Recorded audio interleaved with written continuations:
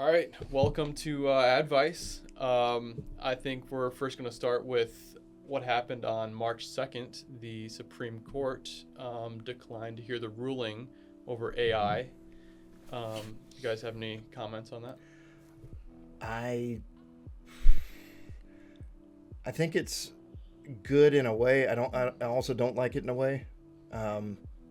It's just getting really crazy with people building ads, doing designs, like doing everything with AI. So I like that it might limit that a little bit. But the ownership piece, yeah, like if a robot makes or program makes a design, how can a human own that intellectual property or copyright? So yeah, I see both sides of it, I guess. Yeah, I would agree with that. I think, it kind of goes back to, does it enhance or did it completely create it from scratch, right? And if it completely created from scratch, you have no right to it. A machine did that. So. My problem is, like, where's the line? Like you said, if it's generative, like I'd put a prompt in and it made it.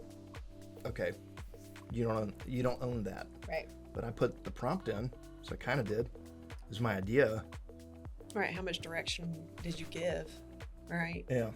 Because you can get pretty down in the weeds with curating what it spits out for you. And sometimes it takes a while and takes a fair amount of work from the person using the software. Yeah, like I've done some good work lately with AI, but I'm reading it, I'm curating it, I'm giving it feedback, I'm saying, hey, that I don't like the way we said this, or this doesn't incorporate this part of the strategy or whatnot. So So does this mean that anything that's 100% generated with AI, it can't be copyrighted? Right. If it's, well, and I don't know where the distinction is. Definitely if it's 100% generated, then you can't copyright it. I think what's going to be really tough is, like, how can you tell? Yeah. I mean, you can tell when a video is made by AI right now, and images. Yeah. But let's say, backwards arms. I don't even know. I don't know if this extends to, like, web copy. But if it does, maybe it gets into the book industry. Like if AI, if Claude helps you write books, which I have some experience in that industry, and I know there's a lot of ghostwriting that is actually a robot. Yeah. At what point, like, does the intellectual property stop because of getting help or having an AI help you to organize your thoughts? Right. And that's weird. It's scary. Yeah. It is so scary. It's hard to be able to really tell what's real and what's not anymore. So it's definitely a scary time when it comes to that. Well, like when it first started getting big, I started using the AI detectors. Yeah. Whatever. And we figured out pretty quick Grammarly was causing it to trigger.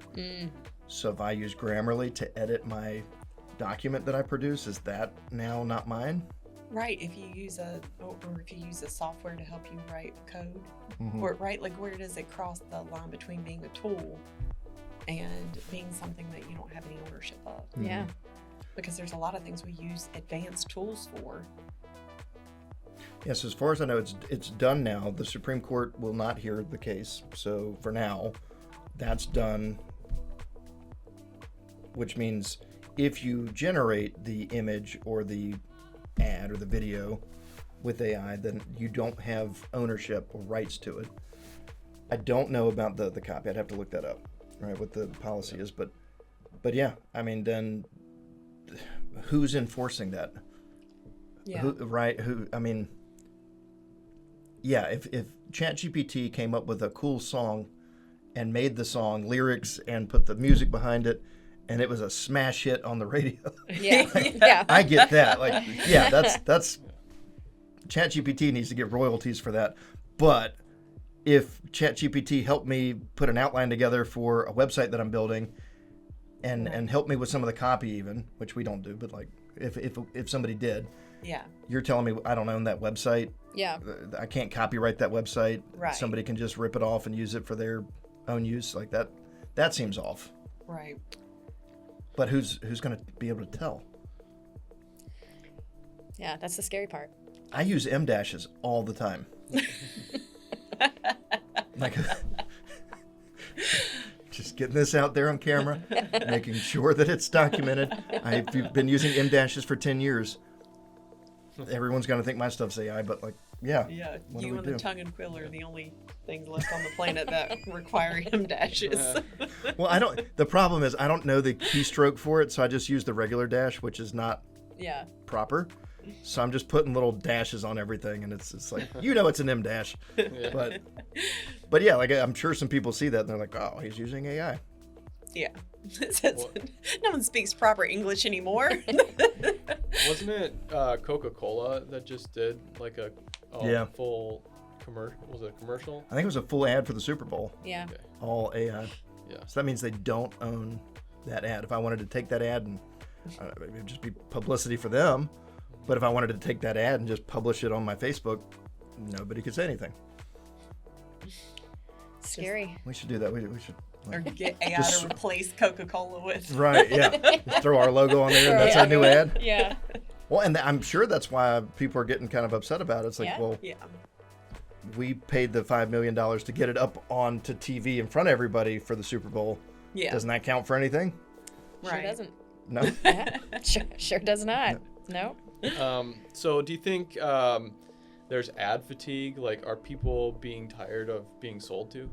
Yeah, Yeah, absolutely. 100%. I'm tired of it, and I think that the AI driven ad creative and the ability for them to, all the ad platforms are using AI to optimize, and so it's getting even better at targeting me. But I'm tired of it. I just want to see my friends, what they did today, their kids, graduating from high school. Like, I don't want to see ads nonstop, and every social platform is just nuts. Yeah, it's invasive. It's too much. Nothing feels authentic anymore. And everybody at the root of everything, they want authenticity. They want genuine. And when everything is ad after ad after ad, it's hard to kind of comb through the noise and see what's real. And it's too much. It's way too much. I don't even mind the targeting as much as I mind the retargeting. Like when I'm scrolling and maybe I have clicked on something like, oh, that skirt's cute. Right. Let me think about it. And then the next, I see the same ad 15 times. I'm like, you're not going to harass me into buying this. Like, I've seen it. Yeah. I want to know what's out there. I enjoy looking at products and, all of that. But like, I have seen this and seen it and seen it. Yeah. Well, I think retargeting sometimes can be good too. So I don't mind it, but it's the amount, it's the frequency. Yeah. Yeah. I think there should be some kind of limit, and this, right, wave a magic wand. Yeah. But I think that maybe it's FTC, maybe it's somebody just says, hey, you cannot show the same ad to somebody more than 20 times a week, Right. right? Like, I mean, that would be fantastic because, yeah, I mean, you're wasting money on me if I haven't clicked the first 7-10 times. Right. And the next 10 minutes is Yeah. not going to be different. Like, maybe try me next week. Yeah. Yeah. Right. Yeah. Yeah. Bought it off Amazon. Same product that you're advertising to me because I hit your website. I bought it on Amazon. Yeah. That's a whole thing. Yeah. Or honestly, like even in TikTok, I have purchased something off of the platform and still get the same ads. And I'm like, you already got me. Leave me alone now. Yeah. Like I can't pull over anymore. Yeah. It's the same thing with like email outreach campaigns too, like, or not outreach, but like ad campaigns through emails. Like it's like, no, I haven't bought this. I'm not going to. You don't have to keep sending me discount codes after discount codes. It's like whoever the marketing people are behind these brands that are doing this, I think need to reevaluate their strategy because I think it's just turning people off. Yeah. Yeah. So I mean, it's too much. Like the art form has been lost. Like the subtle. Yeah. Hey, it's been 3 days. I saw you left this in your cart. Here's a 10% coupon. Right. If you just go and check out, right? But now it's like boom, 10%, 20%, 30%. We miss you. Yeah. So many companies miss me. Yeah. It's like you don't miss me. You just want me to forgot buy something. something. I get it. Yeah. Yeah. Yeah, I don't like having to download an app for everything. Yeah. Or a subscription. Like now, Yeah. it seems like there's a subscription for everything. Yeah. Yeah. Well, even if I buy your product, I don't want your newsletter. Yeah. I don't. Yeah. I don't. And sometimes the newsletters are like way too much. It's like one a week. It's like there's not Right. that much news that you have to share in a week's time. Like it should not. Again, it comes back to the strategy. Even at a Fortune 1000 brand, Right. Yeah. Yeah. there's not that much news, hopefully, that's happening at your company that Right. I need to know about it as Yeah. a consumer. Right. But now think about it. Like, so now we're on kind of the topic of AI. How bad is it going to be when AI starts communicating with you on the behalf of the company to tell you what's going on new sales, new lines, Yeah. new products, new services. Well, it could be a Oh my lot more gosh. effective if it was less but more intentional. Mm-hmm. Yeah. You know, like that's it, because I can tell you, so I've got my junk email that I check out everything and all of that, and that inbox is wild. But I don't even open it. It's just like on my phone, swipe delete, right? But if Yeah. I thought there was something that was of interest Mm-hmm. and I only got 3 of them, they probably would get a purchase out of me. Yeah. And I think it also makes it's all industry based too. You know, there's some sites that I'll go to looking for a coupon code because it's like, oh, if I need like an oil change, like, okay, well, I'll sign up and try to get that 10 or 20% off, you know, by signing up. And it's like, but other things, it just doesn't make sense to. So I guess, I don't know. It's got to be strategic. And I feel like a lot of companies are missing the mark. Yeah. Yeah. Do you think memberships are like marketing gold? What? Depends on. I think it depends Where on do these the questions product. come from? Well, like the subscriptions, like it seems like You it would use be a AI. good, You used AI. a good marketing Yeah, I get these tactic. questions. No, I think memberships and subscriptions are fantastic. I don't have a single e-com client where I'm not talking to them about finding a way to do that. And I like them, you know, me personally, Yeah. the memberships and stuff. I also don't need to know everything that's going on at your company 3 times a month in between ordering my coffee. Right. Yeah. Right. So I mean, Right. I don't want to read about it. Just send me the coffee. Yeah. Yeah. Yeah. I mean, it's just a good, steady source of recurring revenue. You know, I mean, it's the same thing like when people have investment properties or rental properties, it's like that money's just coming in. You know, it's you can depend on it. It's there. And so having a subscription or membership based business, I think is really smart as long as it makes sense. So Right. Some of these subscribe and save, and I wish I could think of a specific product, but I'm like,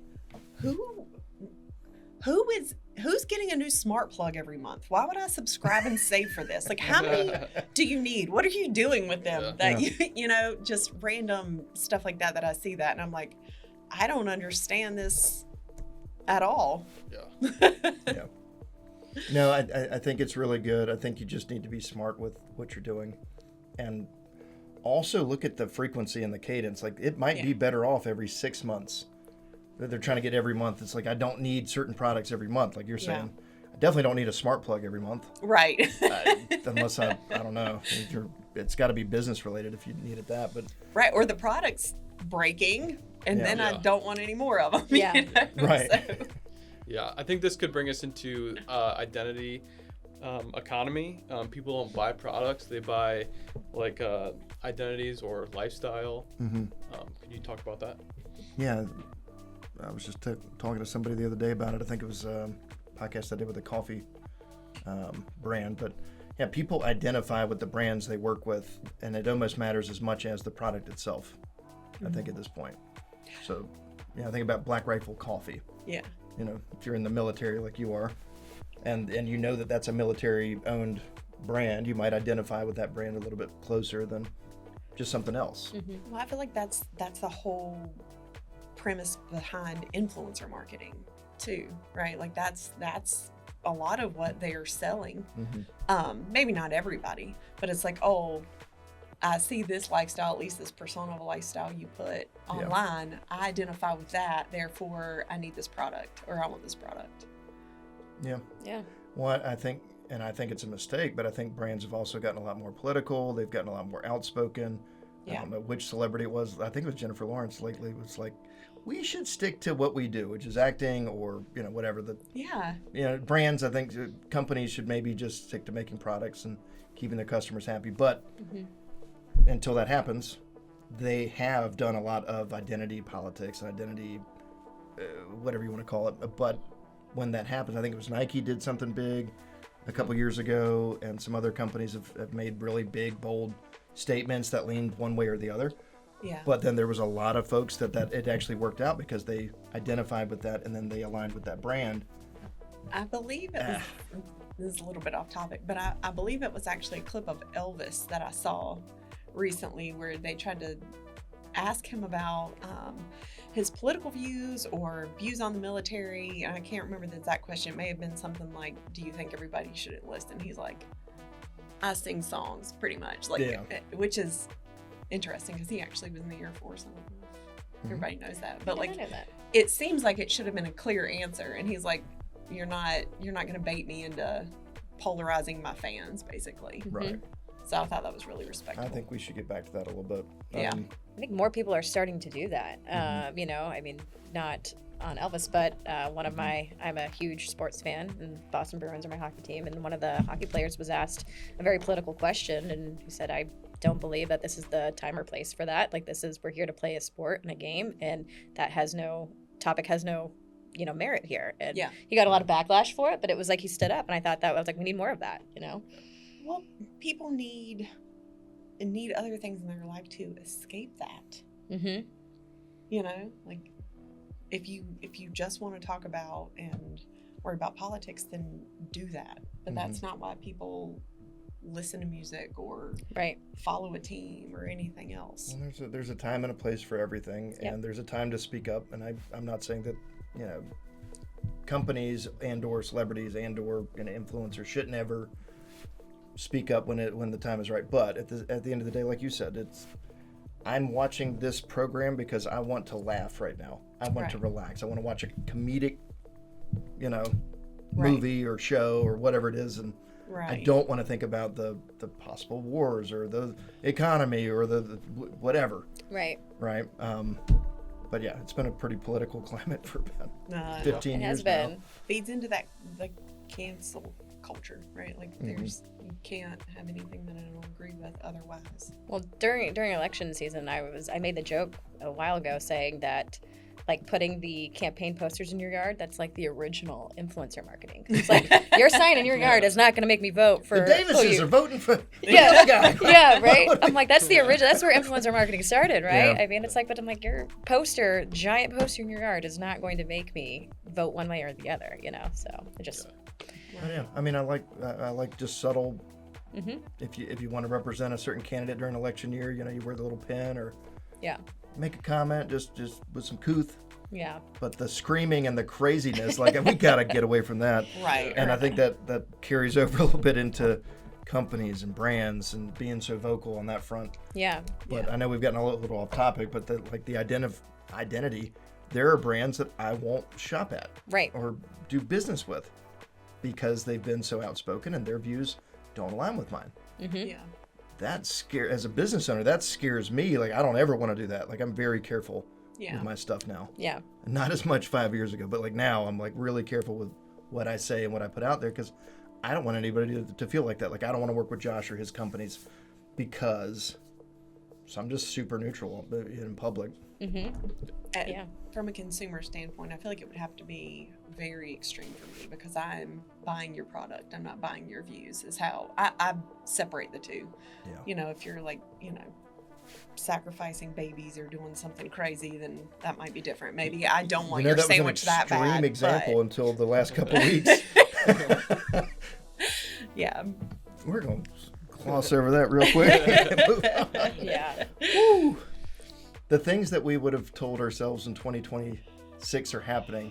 If we'd have said that in 2020, we'd have just laughed ourselves out of the room. Yeah. Yeah. It's the Wild West out here. Like, the 2020 conspiracies are the 2026 realities. It's true. I mean, you watch all these movies that came out in the early 2000s about, like, oh, the future, and it's like all that stuff that was in the movies there is happening now. It's like, wow, like they weren't far off, you know. It's Pretty crazy. sure V for Vendetta was just like ahead of its time by 10, 15 years. Yeah. Listen, Think that happened? I'm going to need a Rosie from the Jetsons. Like, can we go ahead and Yeah. Where's that? Yeah. The Roombas have got to get better. Did you hear about the guy that hacked the Roombas? I know that's easier to do than it should be. He thought he only hacked his own, and apparently there's cameras and stuff on the new ones, and he realized that he hacked, I guess, the entire system. He turned himself in and was like, my bad. Data breach.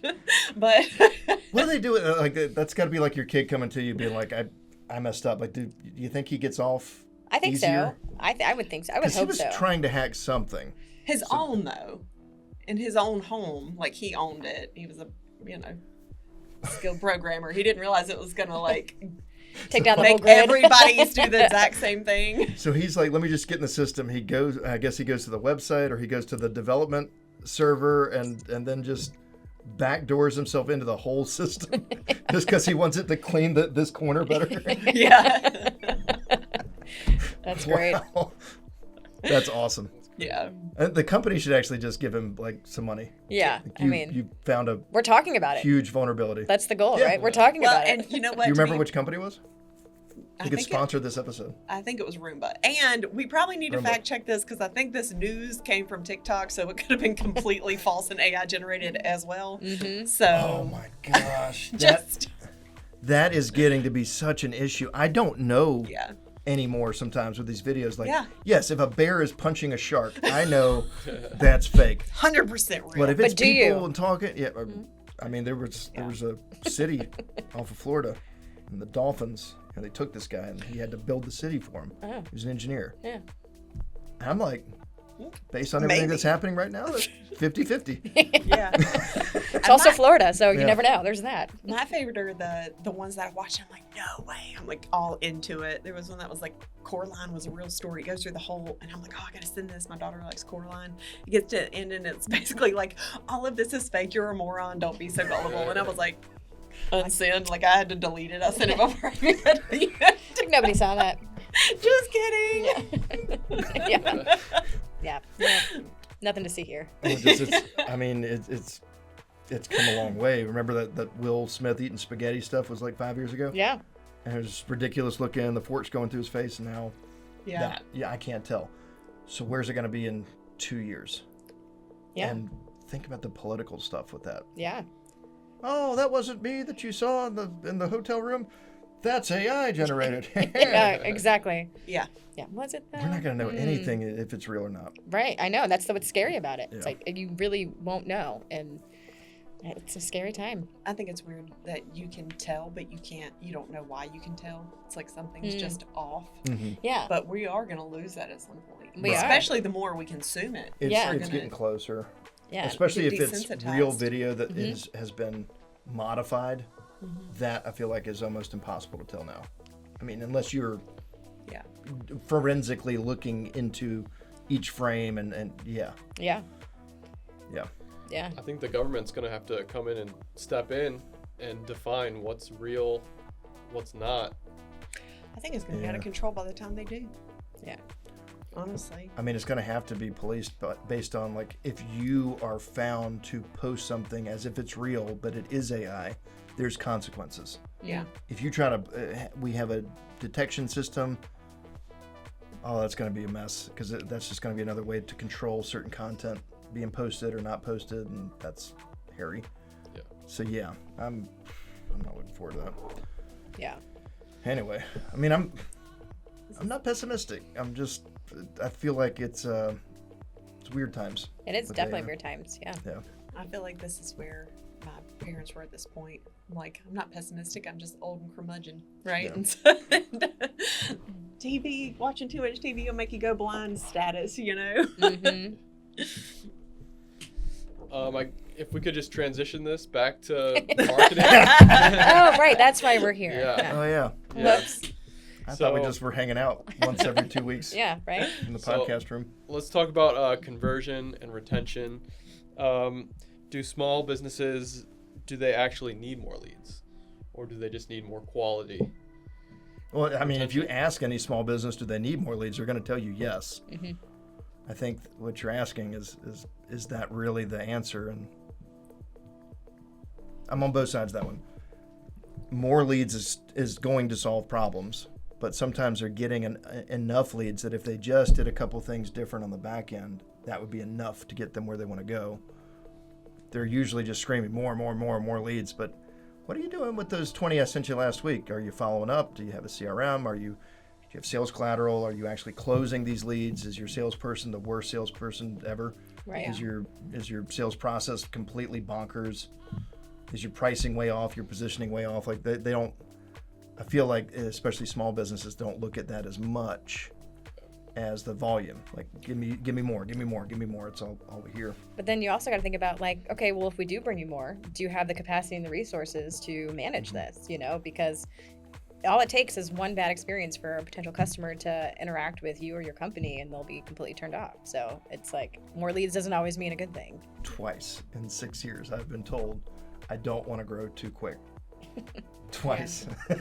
Hundreds, thousands maybe, of meetings, and twice. And one of them's a client right now that just came on this year. Interesting. I'm going to always vote for quality over quantity. Right. I think, that's the thing. We speak to a lot of clients and prospective clients that they were getting the leads. They're, maybe promised X amount of leads, and they're technically getting them, but they're crap, or they're bots, or they're whatever else. Back to AI. So, and even if they're following up and doing what they're supposed to do, that takes time away from like actually, doing something that can move the needle. So I think anybody would rather have less quality leads than more quantity leads. I can tell you, not a single person wants those leads that came out last year.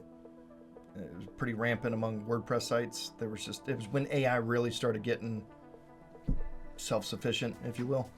And I mean, it happened to us. We had to do a lot of things to try to mitigate it, but all of a sudden people were getting leads, but it was when they'd call, the people were like, that's my name and that's my phone number, but I didn't fill this form out. Yeah. And I don't need this service. I don't remember being on your website. Yeah. And it was that data breach, and all that data got out, and so the bad actors were using AI to use that data. And I still don't know what they're really doing with it, but there's way more spammy, bad lead quality now that's out there than there used to be. I've even seen, some CEOs and decision makers put banners on their LinkedIn account because they just, there's been so many bots and, people using their likeness or impersonating them to fill out stuff. They're like, this isn't me. I'm not in the market for anything, kind of stuff. Just. Yeah, a friend of mine actually, kind of on that same vein, she was job searching, and a company, a spammer, if you will, posed as a company, took their logo, sent them questionnaires and all of this, and she wanted my advice on like interview, and I'm like, I don't know if this is legitimate. And so she reached out to the company. They're like, yeah, this wasn't from us, even though it was like a signature from the company, like the logo. Like, they're getting really creative, and people just need to be aware. Like, don't always believe what you see. My mother-in-law is a great example. I love her to death, but she'll get an email saying that she owes a fine for something with an attachment. I'm like, no, don't open that. Like, that's not real. But it's a generational thing. They kind of take advantage of the generations, and younger people are more gullible. Same with the older people. I think it's our generation that we're like, nope, I don't believe that. So we can kind of see through it a little bit better than most. But again, going back to what we talked about at the beginning of the conversation, it's scary. Like, they're getting creative. It's everywhere, and who knows where it's going to go next. So, two people that'll remain unnamed that I've known my whole life. They're about 25 years older than me. Have both been scammed in the last year or two. Yeah. And it's sad. I mean, it's going to get worse because that generation is a little bit more trusting with some of this stuff, and the sophistication's getting better and better on the scams. Yeah. But I mean, if you can figure out who somebody's spouse is, or you can figure out who somebody's close friend is, and then you can send them a text, act like you're them, say, I got a new phone. Yeah. Can you download this, download my contact information, but it's really a bad program that they're downloading. Yeah. There's all kinds of stuff that's out there. Like the CEO text being like, oh, can you go purchase some gift cards? Like, I got one of those years ago at my old company, and I was like, this is no. And I'm like, yeah, I'm here. And they're like, okay, send me the codes. And I just told them to basically give the middle finger. I'm like, no. Like, it's about once a quarter I have to say, like, hey, just so everybody knows, I will never ask you to get gift cards. Yeah. I'm never in a closed door meeting texting you, asking you for stuff. I would slack you. Yeah. I even recently, like last week, got a text about a traffic citation. Yeah. Those are so common right now. So many people are getting them. So, sorry, keep going. Yeah. No, I mean, and luckily, the link is there. And I'm like, it's not even... Yeah. And then you call the department. They're like, no, we don't have any record of that. I don't even call anymore. I'm like, send them to my house. Send them. You know what? If you want me that bad, you send an officer in person to my house. Yeah. With a warrant, serve me, whatever you need to do. Yeah. Like, I go thug life on them. Come had- get me. I had somebody call me and they knew my business ID, Amazon business. Mm-hmm. They had figured out the ID, which means they have an account. They were able to look it up somehow. They knew my number, knew my email. He was trying to get me to upload tax documents. And he was like, we need your most recent tax documents so that you can become tax exempt. And I mean, I knew pretty quickly it was a scam, but I wanted to see like how he would word things and frame things. So I kind of went with it for a while. Yeah. He knew a lot. Yeah, it's scary. Yeah, they get creative, and people fall for it. My stuff got out there thanks to the Department of Education, TurboTax, and another company. My stuff's out there. So like they paid for 1 year of monitoring. So every month they would tell me, your stuff's on the dark web. Your stuff's on the dark web. That's all they would tell me. Yeah. So, I mean, I'm kind of used to it, but like the first time somebody got breached and didn't know that and didn't know to look for it, that's scary. Yeah. I think there should be some kind of stiffer penalty if you're found out to be a scammer. Oh, And me I think too. certain countries, sad to say, there's a couple countries that are kind of notorious for it, should punish. Yeah. Like they should enforce. Like if you're found to be one of these scam farms, you know, where they go into the office every day and just scam people in cubicles. Yeah. Yeah, I'm that's got to sorry. be policed. Drop a grenade on the whole building. Right. I'm just sucks to suck. Don't do that. Make Yeah. better choices. Yeah. make Especially better because they choices. prey You on the can't weak. say that being in the Air Force. Yes, I can. They're the enemy. I am sworn to defend foreign and domestic. Okay. It's a domestic enemy, bro. Well, if that's okay, if that's kosher, then yeah, it's just like a sniper mission. Yeah. Just take them out. No, bullets are expensive. Just one. There's a guy on TV, and all he does is hack the hackers. Oh, that's great. I Have you love watched that. it? It's on YouTube. I think it's not TV, but yeah, Yeah. it's great. Like that guy should get a medal. Yeah. Yeah, he's like in there on the cameras. He's like, Yes, I he's like watching your him. blue He's like, sweater. yeah, he's like, you've been scamming 8 people today, haven't you? And they're looking around like, Do you know where the children are? Like, it's- yikes. That's so We funny. need more of those people. We definitely do. Yeah, Yeah. that should be funded by taxpayer money. Yeah. I think everybody, like next election, that should be like a talking point. Yeah. Like, I will end the scamming. It's You like know the what? cyber You heard it here. vigilante. They didn't want to continue with To Catch a Predator because of all of the stuff all the red tape that they found for that. But like we could reinvent this for scammers and have it be adults. Yeah. Mhm. I'm here for it. No, I'm serious. Like, Yeah. you know, a bounty for every scammer that you Yeah. catch and disable. Yeah. And then they get a one-way ticket to North Korea. I mean, I don't think in these places like they can afford to keep getting laptops over and over again. So just like wipe out their laptop. Like Yeah. that's a kill. Yeah. Anyway, Yeah. getting off topic again. bringing Sorry. it back Bring to it back. Let's bring it back. lead Bring it back. generation, clients. That's the new You're way podcast off. name. Bringing it back. Yeah. Yeah. Is there a hidden cost to cheap clients? Time. I think time. I think I've said it before. Cheap.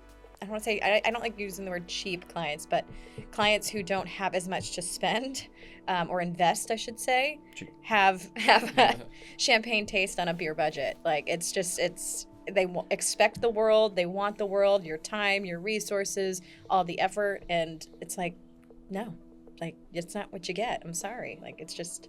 So yeah, I think they try to take advantage of time the most. I would say. Yeah. I could probably speak to that more. Yeah. Yeah, and I mean, I get it because for a lot of those clients, it's everything that they have they're putting in, even if it's not a lot compared to some of the larger companies. And that means that the stakes are higher, Mhm. right? Yeah. So Yep. this is a make or 100%. break. So they've got a lot more anxiety tied to it, and they channel that anxiety down the line. And they get nervous easy, they scare easy, they're on the phone easy, and so they're kind of they say 20% takes 80% of your time and energy, and they're kind of that 20% that takes up a lot of that bandwidth. But the risk is a lot higher, to your point. Like their risk is a lot higher. They're on edge. They're nervous. So it's like, I get it. I definitely get it. Yeah. If I'm guilty of anything, it's that. I mean, in 2020 when we were getting this thing going, that was the type of client that kept this thing afloat. So for me, Yeah. I have a soft spot for that type of company, but in a lot of cases, like you said, this is it. This is the entirety of our marketing effort. Everything hinges on this. $800 a month or $500, right? That's it. That's what they've got. And if it doesn't work, it's going to have a huge impact on their business. So the stakes are higher, and then they know that. So on the flip side, they are over communicative, worried, stressed. The Fortune 1000 marketing director, I talk to them once a quarter. They're looking at numbers. Did it do well? What changes can we make? What optimizations did you make? This did well, that didn't. Let's allocate budget over here. See you next quarter. Yeah. The small business owner, and that's kind of what we're talking about. Cheap. They're not cheap. They're just, that's what they have to spend in a lot of cases. But for them, it's like daily, weekly, Slack, email, phone call. Like, hey, man, are those ads running? Yes, they're running. I will send you a report at the end of the month to prove it. But I get it because, and that's why I'm not rude. I always answer their questions, but that's the hidden cost is how many times have I had to email fill in the blank client compared to the larger clients. So that's the hidden cost because I'm not billing for that. Right. It's just time in my day. It's the time. Yeah. And your day. Well, and I think the larger clients have more separation, right? Some of the smaller clients, especially when they're starting out, their company oftentimes isn't feeding itself. It's not feeding the budget. They are still in the phase where they're paying out of their life savings. So it is a lot more personal. And if it's a loss, it's a personal loss. Whereas, once you get to a certain place with building a company, again, there becomes separation. Where it's the company may lose, but you don't lose as an individual personally, through your savings or. Well, and you're probably dealing with the company owner with the smaller companies, and generally this is not always, but correlated with budget. So we started this with budget. But you're going to deal with somebody that's employed by that founder, owner, CEO, generally speaking, with the larger companies. So for them, it isn't personal. They get a paycheck every 2 weeks, and they're trying to make their numbers look good, and they've got a lot going on, and this is just one piece of their job versus like that business owner. It's everything I got going on right now. It's a big gamble. It's all in. And because you've been a business owner, and both of you have. You know what it's like to open up shop, and then it's crickets, and you're just waiting for those clients to come through the door, and you're like, what do I do? Right. And I mean, I know we've been kind of harping a lot on the small business owners, but you can kind of apply this to larger companies as well. Sometimes you've got that like new executive, or not even an executive, maybe it's this person right out of college is trying to prove themselves, and they're overcompensating and being too needy in a role that you're like, you need to slow down. Like, this is not what we agreed upon. They're like trying to prove themselves, making it way more difficult. So it doesn't necessarily have to be just a small business with a small budget. There's definitely some of the challenging clients in the larger companies as well. There's the scope creepers. Yep. We just had that large project where that was a big issue. You got the scope creepers, and then you got the over negotiators. So if we're talking cheap, like that to me is cheap. Like, you either agreed to something and then you're trying to get more and more value without paying anything extra. Or you got the price down, but I mean, we tried to manage your expectations along the way. And then what happens? They never remember what they lost because they saw a proposal with all these bells and whistles. And then they whittled the price down. They remember all the bells and whistles. They don't remember as clearly as you tell them, well, we need to remove this, we need to remove that, we need to consolidate these steps. They forget that, and they just think I got a good price on it. And so, no, it's like, you that's picked the because price. You bought the base model. Like, I'm sorry, you have to manually roll the windows down. That's what you asked for. And they'll look at you like, well, I would think a professional marketing agency would be able to give me power windows. It's like, we tried. We can. We tried. We absolutely can. You got to pay for it. Right. It's funny because that's actually what I was about to speak to, was that's where the expectation management really can help, like upfront, like, hey, here's what you're getting, here's a copy of what you agreed to and what we agreed to, so that you just really have that, to lean on, and they're not feeling like they aren't getting what, like we misrepresented what it is that we were going to do. So, I mean, at this point, and I'm just talking about us internally, but I think most agencies at this point, we get agreements signed. We provide functional specs, and we provide creative briefs, and we Yeah. get things in writing, and we record our Zoom calls, and Yeah. I mean, there's so much that they didn't used to have 50 years ago that now we have, and it's still a problem. Yeah. The clients still forget conversations. Yeah. I can't stand it in a Zoom meeting when I know they're multitasking, but they're about to agree to something at the end of the meeting. Yeah. I'll try to just kind of pull them out of it because I'm like, hey, Yeah. I know you're going to forget in 3 months that we agreed on this timeline or on this budget or whatever it is, and Yeah. I can tell that they're just like, yeah. Yeah. Sure, send it over, I'll sign it. And I'm like, I'm going to get it signed. It's still going to be a problem in 5 weeks. Right. Yeah. You know? Right. It's not going to go away. Yeah. Yeah. And AI, getting back to the AI thing, is making that even worse because now you've got AI transcripts that is the only thing people read.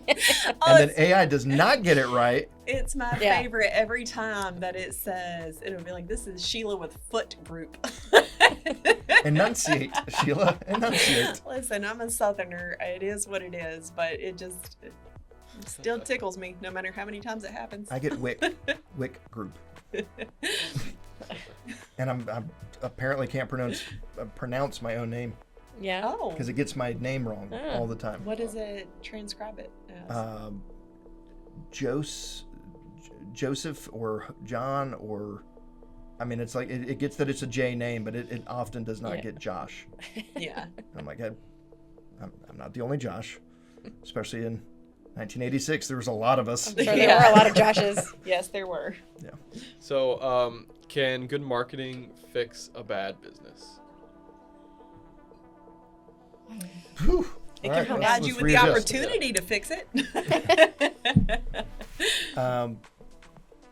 No, I mean it props it up temporarily, but if they don't fix the business, eventually that's gonna be a problem. I've Yeah, it's seen like that putting a happen Band-Aid. lot. You can't do that. It's not going to. Yeah. Yeah. Your reputation will supersede your marketing. Now I've seen businesses that weren't great businesses do good marketing, get leads, get new business, grow their business, reinvest into themselves, their people, their training, their systems and operations, and become a good business. Yes.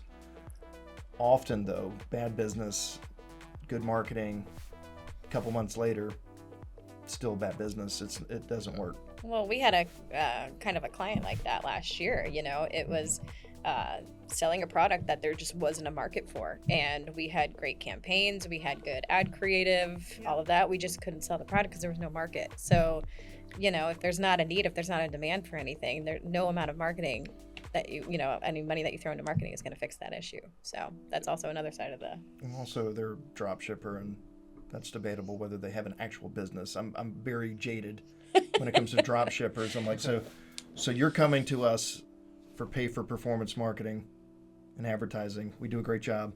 You don't make the product. You don't distribute the product. You don't handle anything. Yeah. What do you do?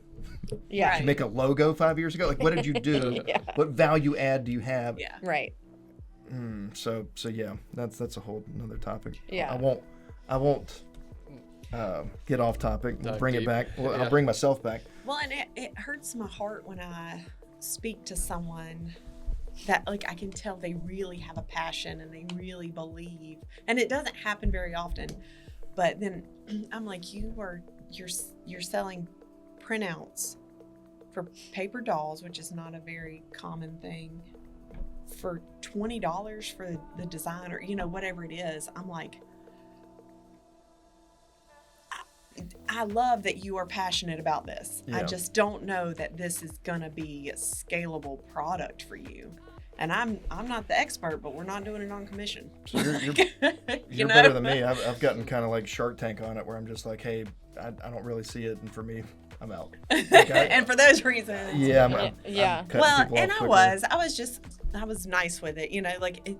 When you hear somebody's story and like why it's personal to them, and like she had this whole thing as to why paper dolls were personal to her, and she wanted to share it with the world, and and it was heartwarming. Also, I just don't see this Well, and working. You know. Yeah. I've been wrong before. I turned somebody down that is now pretty famous. Was it Silly Bands? Tell me it was Silly Bands. No.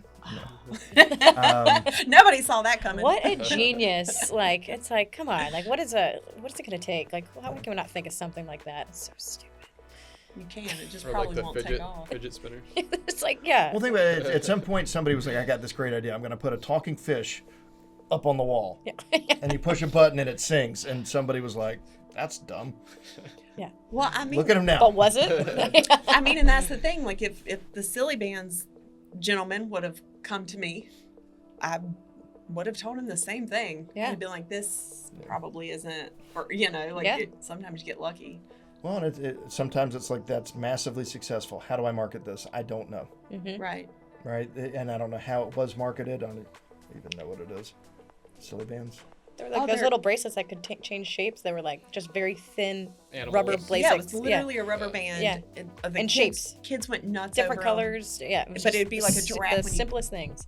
When you take it off and like set it on the table, it's a giraffe or a monkey or whatever. It's super simple. Rubber bands. $1 billion and shapes. industry. Like it It's was so like wildfire, ridiculous. and the guy's very well off. I know. It's like, what's our? Yeah.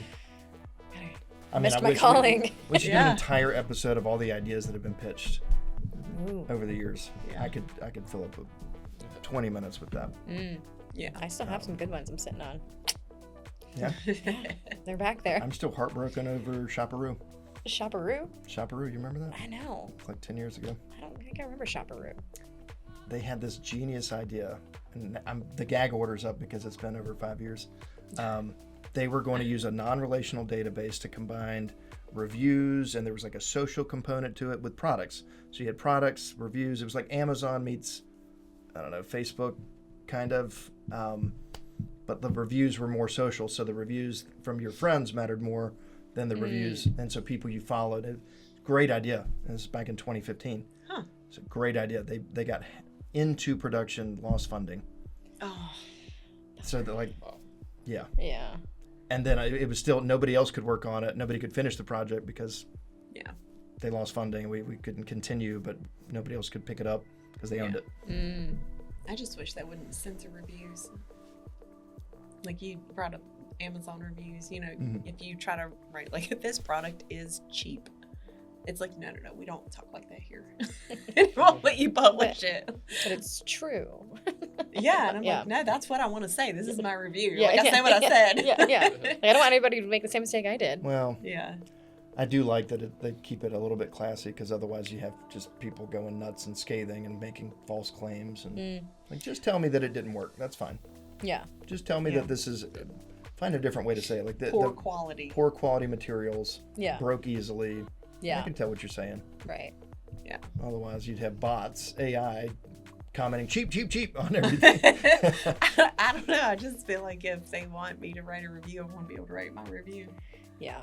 I do love the funny reviews that people write though. I was doing good. I had like a streak there where I was reviewing products and I was getting Yeah. up there with Amazon, and then I didn't do it for a long time, and then I had the worst product experience. I'm trying to remember what it was. But then, yeah, I actually did one of the bad reviews, Yeah. which I rarely do. Yeah. And it was just kind of funny. It was like, this may be better. I can't remember what the product was, but I was like, this is probably better if you need a paperweight than if you need whatever the product was. Yeah. It serves no purpose. It Yeah. doesn't work. It's horrible. Yeah. Yeah. But I started reading some of the reviews on it, and it was equally. Similar. Everybody was like, Yeah. maybe you should read the reviews before you buy stuff. I always never read do. reviews. I always do. And I'm so bad because I'm too. very quick to leave like negative reviews. If I've had, the experience has to be awful for me to leave a bad review.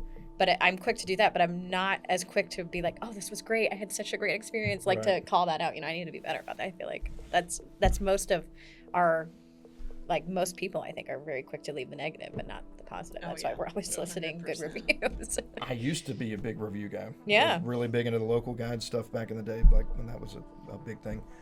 But then I started to see what I feel like is AI reviews everywhere. And I lost interest because I'm like, every good review is fake, and every bad review is just somebody that got butt hurt because they Yeah.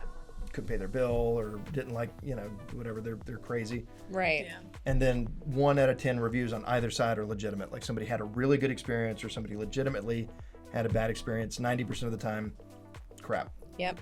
Yeah. The direction. So I just quit. I quit looking at them. Maybe. Yeah. I start with the change. 1 star and go up. I want to Yeah. know the good, the bad, the ugly. Yeah. And I look at the dates. Yeah. So I give opportunity for some of that redemption.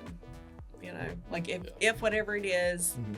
only had 1-star reviews, I don't know, 2020, but now more 5-star reviews more recently, then I'm like, okay, maybe they listened, Mhm. modified whatever it is, you know, that was breaking, change material, you know, Yeah. depending Yeah. on what it is. See, I think that's super relevant for Mhm. like products. Yeah. And then my big idea that I've had for 10 years is like, why do I only get 1 review for this restaurant? Mm. Why can't I give them a 5-star experience on, 2023, and then 2026 I go back and I'm like, 4-star. Yeah. Yeah. I don't have to change that. Yeah. Yeah. I know. It's a good point. Yeah. Yeah. Well, and some of the product reviews, like I think they should do the immediate 6-month, whatever. Mhm. Like my vacuum cleaner, like cool, yeah, it's shiny. I just took it out of the box. It just arrived yesterday. Mm-hmm. But how it functions day one isn't going to be what really, what really matters. I need to know. Oh, even like a follow-up review, like, yeah, you've had this it's- vacuum for 4 years. How's it doing? right? Because I think that matters. Yeah. It's like cool, pulled it out of the box. It does in fact vacuum, Yeah. right? Shocking. Plugged it on, plugged it in, the light comes on. All right. Yeah. Right, but if I spend $300 on a vacuum and in 6 months it dies in 5 minutes, like that's what I want to know. Yeah. Yeah. I want to know that Whirlpool dishwasher that is in a brand new home Yeah. that you bought in 2024 Yep. is broken within 3 years, but your warranty doesn't cover anything up to Yeah. past 1 year, and you'll do nothing Yeah. to help. Yeah. Yeah. Yeah. Yeah. Perhaps you should write a review. Sometimes that works. Works They'll great. contact you. Yeah. Worked great until it didn't. Yeah. And then the company. So this Won't is do kind of anything. off topic, but what I did, this is probably 15 years ago. I got this idea from when I was in college, but this was obviously way after college. I wrote thank you letters, handwritten thank you letters to companies and brands that I shopped for or shopped with. And I did TJ Maxx. I did, at the time, it was right as Tito's was coming out. I loved their vodka. I was a bartender. So I wrote to them. And so many companies sent me gift cards. Tito sent me a whole swag box with a handle, shirts, stickers, coasters. And it was just a handwritten letter that I wrote to these companies and sent out. It was like an experiment. And I got a lot of like free stuff back, which was really cool. I'm like, we need to do more of that. You know what we should do? We Yeah. should have ChatGPT write letters to the top 100 brands, sign them Hillary, Yeah. Yeah, and right? send them out. Yeah. No, but I mean, I don't think times are like that anymore. I don't know if companies would be quick to do that, but No, yeah. It was, you can't even get in touch with a customer service person to save your life. Any big company now. Anywhere. Well, it's my biggest pet peeve. It I is. thought that was going to get better. Like, I thought the AI was going to be able to understand my question. Like, why am I still picking between question and answer? Yeah. Like, I should be able to just type, here's my problem. Right. And then there's some times where it's just like, I can't ask you a question. The question's more complex than just a yes or no. Where do I look for this? Like my dishwasher just broke. Is AI going to help me with that? Like, you're going to troubleshoot the mechanical issues with my dishwasher? Can I just tell somebody over there that my dishwasher broke? Yeah. Right. At Without, I just Whirlpool? want to talk to somebody. Like, and just, sometimes if you hit 0, it just disconnects. I know. They outsmarted us Mhm. because that's all we would used to do. I recently had to call Lowe's several times for a special order that I had come in, and it made me crazy. I would call that branch of the Lowe's that's right up the street, and I get an AI automated system, Mm-hmm. and I would have to push all the buttons, Yeah. and I get so triggered. And it's Like- giving you a bad experience, and Bam! it's eliminating a job. Like that It is. person that could have been answering the phone does not have a job, so There's a they're saving cus- money. There's a customer service desk. I've been in there. I've seen it. There's a customer service desk with phones. Yeah. And lots of people who work there. And every department has a desk with a phone. Yeah. Like And they're just sitting there holding up a wall. Yeah. I need that to ring. Yeah. Like Yeah. I know you can afford the time that it takes for someone to Yeah. just answer the phone and give me what I need. So do I better, find Lowe's. that like shouting representative or agent Oh my God. sometimes works. You just gotta. Oh, There's I do. keywords. Human being! Human being! Yeah. To better assist you. That would Please be a word let me. testing. And I'm like, if you Yeah. can assist me from giving me a person. Like, I can't. I try to be a not rude person, especially when I'm speaking with anyone. But listen, if you're not a real person, like, you're getting the horns, baby. Yeah. Like, Yeah. Well, and maybe this is a bad way to look at it, but I'm just like, I'm not the type of person that's going to ask you, like, what hours are you open? Or what is your policy on this? Oh, yeah. I have already used the magic of Google to find that out. Yeah, but what about the 70-year-old? Right. And so I'm like, I get that this exists for them. You're right. But can I just bypass this? Is there a secret code that I can have Yeah. that says you're intelligent and you can read? Therefore, I even feel like, you know what? Take care of that 70-year-old. yeah. Because they're a customer that's trying to figure out when they can come in there. They're trying to evaluate your company, their experience or potential experience. The least you can do is answer the phone. Yeah. Yeah.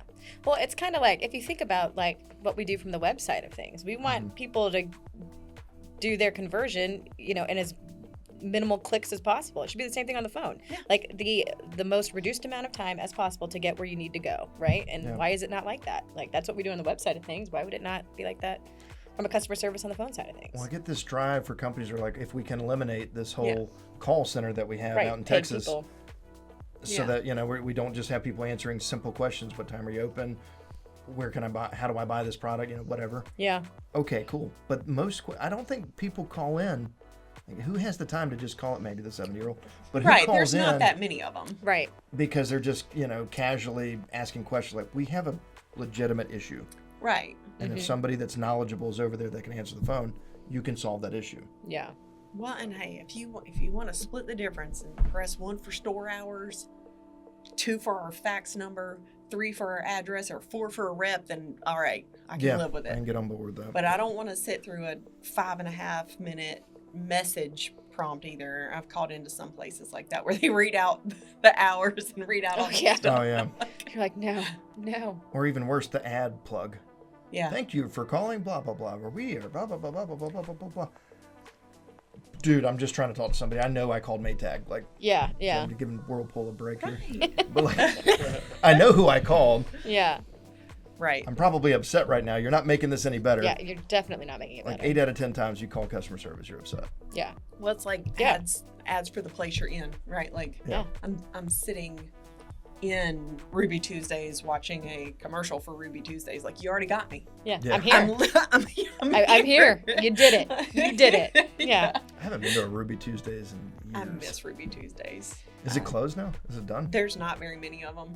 There was They were the not ones that to- have the salad bar, not right? not to sidetrack, but there was a whole debacle on TikTok about the guy getting fired from Ruby Tuesdays, and like the people showed up for him.